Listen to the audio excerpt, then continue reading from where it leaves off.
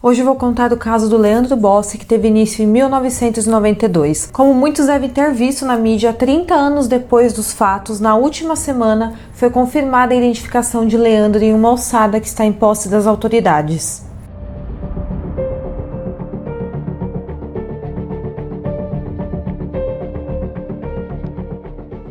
Olá pessoal, eu sou a Giovana e seu canal Caixa de Pandora. Para quem é novo aqui, já chega e se inscreve no meu canal e deixa um like no meu vídeo para me ajudar na divulgação. Aqui no canal a gente posta vídeo toda terça e quinta com bastante casos interessantes, então se você gosta desse tipo de assunto, já se inscreve aqui no meu canal. Fiquem comigo até o final do vídeo, deixe um comentário aqui falando o que você achou do caso de hoje. Eu espero muito que vocês gostem e bora pro vídeo.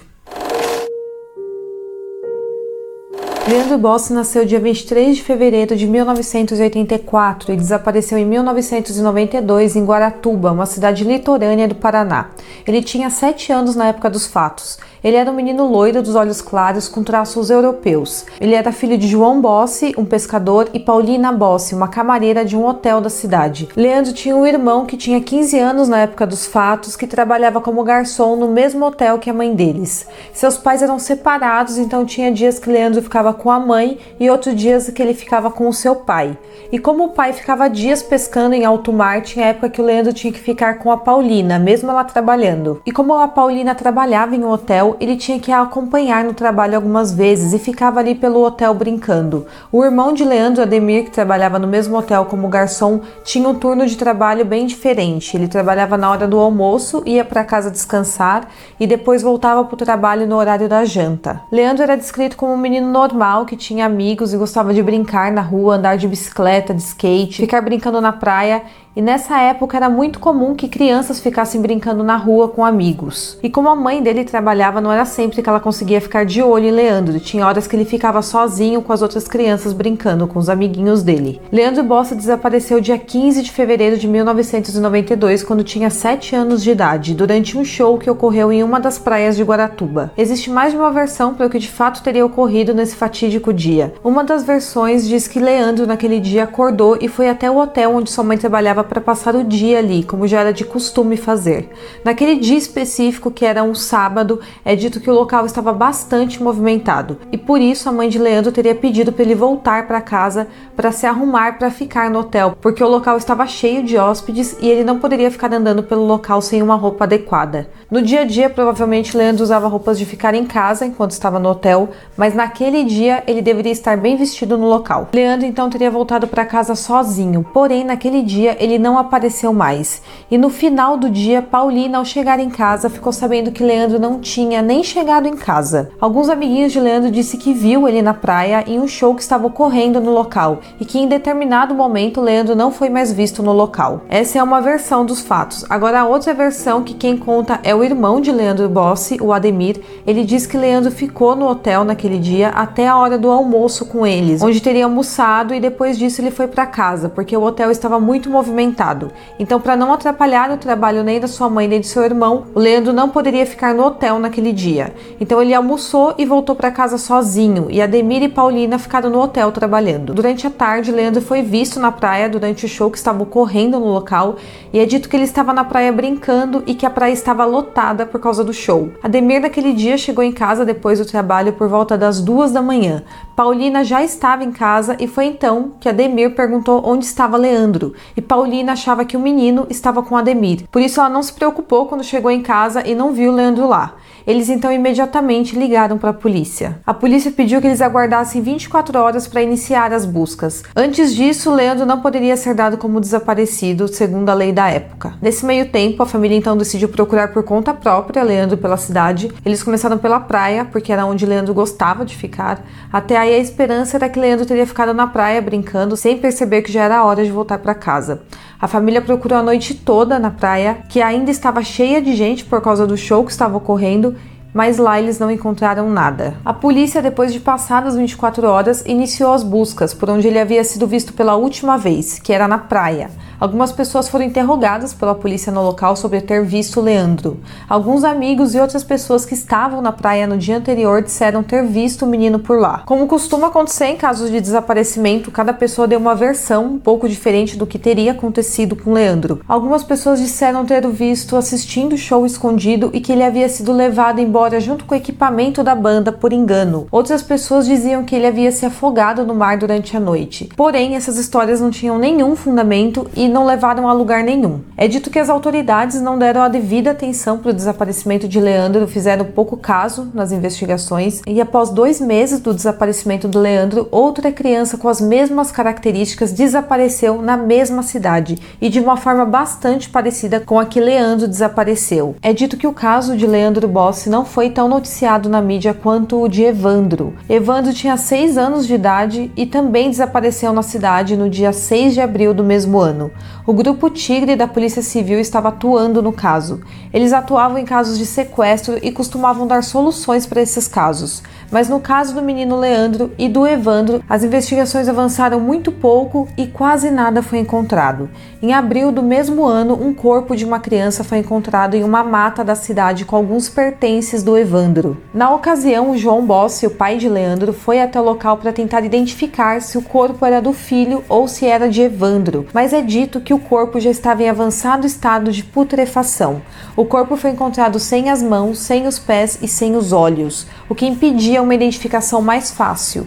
E durante um tempo, esse corpo encontrado foi tido como se fosse o de Evandro. Um tio de Evandro disse que o corpo parecia muito grande para ser o do menino. Com toda a mídia focada no caso Evandro, o caso Leandro, que estava parado, sem pistas e quase caindo no esquecimento, voltou a ter uma linha de investigação, porque agora eram 2 crianças desaparecidas na mesma cidade com características bastante parecidas e um corpo já havia sido encontrado. Uma fita gravada com uma confissão de assassinato feita por Oswaldo Marceneiro veio à tona na época, onde ele dizia que um grupo de pessoas raptou e matou os 2 meninos em um ritual de magia negra para obter prosperidade financeira. Na confissão, Oswaldo descreveu como Leandro havia sido sequestrado durante o show que ocorria na praia. Ele disse que Sérgio Cristofolini pegou o menino na praia e teria levado para a Praia das Caieiras, no sentido norte. Ainda segundo Oswaldo, naquela praia eles teriam assassinado o menino em um ritual de magia negra. Quando tudo foi noticiado, a confissão havia sido gravada e os acusados já estavam presos. Nessa altura, o caso Evandro foi dado como solucionado. Em uma coletiva de imprensa, Oswaldo Marceneiro contou todos os detalhes de como havia ocorrido o assassinato do Evandro e acusou Sérgio Cristofolini, Ayrton Bardelli, Vicente de Paula, Davi Santos, Celina e Beatriz Abade de também terem participado do ritual de sacrifício.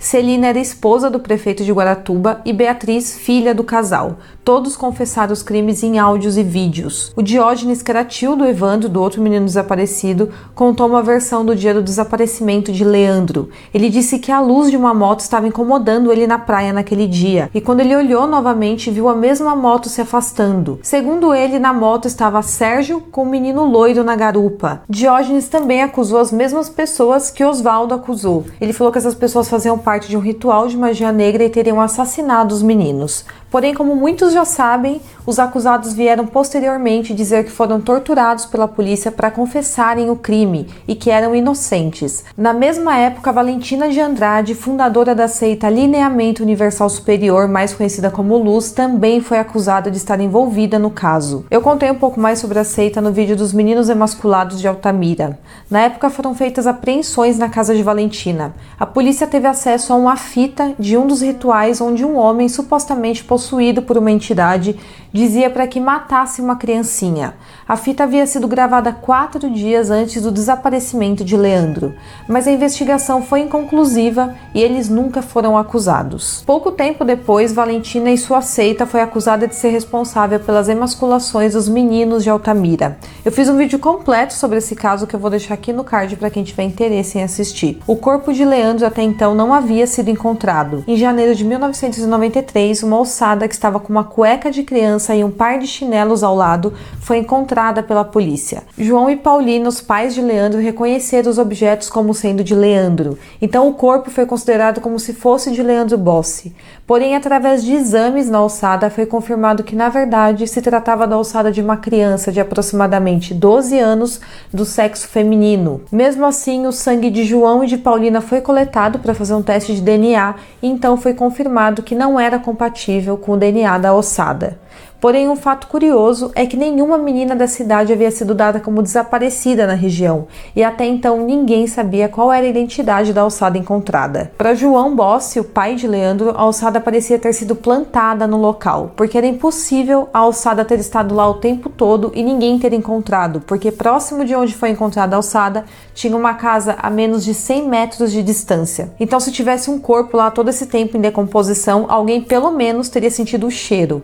Algum tempo se passou e nenhuma resposta concreta foi dada para o caso. João Bossi faleceu em 20 de abril de 2021 com 61 anos de idade, sem ter a resposta que buscou a vida inteira. O que de fato aconteceu com Leandro Bossi e onde ele estava, vivo ou morto. 30 anos após o desaparecimento, dia 10 de junho de 2022, a ossada de Leandro Bossi foi identificada pela polícia do estado do Paraná. A informação foi dada pela Secretaria de Segurança Pública do Paraná.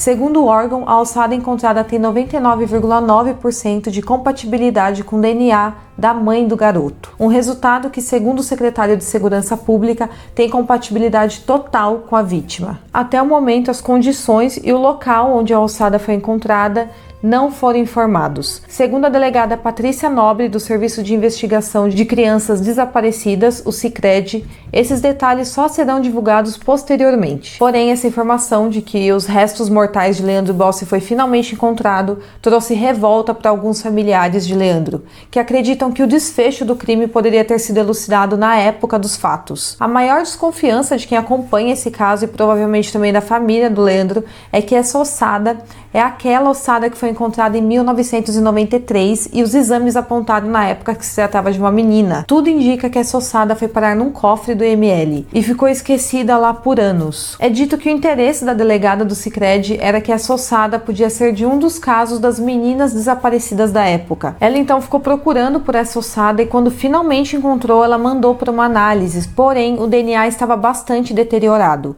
Na opinião dos técnicos, a solução seria uma análise por DNA mitocondrial, que é uma técnica mais avançada, mas que só pode ser identificada pela comparação com o DNA da mãe da pessoa. No Paraná, ninguém fazia esse teste, mas a Polícia Federal em Brasília fazia, então a ossada foi enviada para lá. Meses depois, a resposta veio confirmando ser a ossada de Leandro Bossi. De acordo com a coletiva de imprensa prestada na última sexta-feira, foram enviados 8 fragmentos de ossos, mais 3 amostras de mães de crianças desaparecidas. Uma dessas mães era Paulina Bossi, a mãe de Leandro. Ainda na coletiva de imprensa foi dito que a amostra de um dos fragmentos de ossos combinou com o DNA de Paulina Bossi. Então é daí que veio a conclusão que se tratava realmente de Leandro Bossi. Então o que explica é que na época que a ossada foi encontrada, o exame deu um falso negativo para o DNA de Paulina. Segundo o especialista, o falso negativo pode ocorrer por alguma contaminação de laboratório e que, inclusive, é bem mais comum do que um falso positivo. Então, muito provavelmente, houve algum problema na manipulação dos materiais no exame que ocorreu entre 1993 e 1994, por isso que deu o resultado incorreto. Um ponto importante aqui é que na confissão de Oswaldo Marcenedo, que depois ele disse ser feita sob tortura, ele dizia que Leandro tinha sido morto e jogado na Baía de Guaratuba.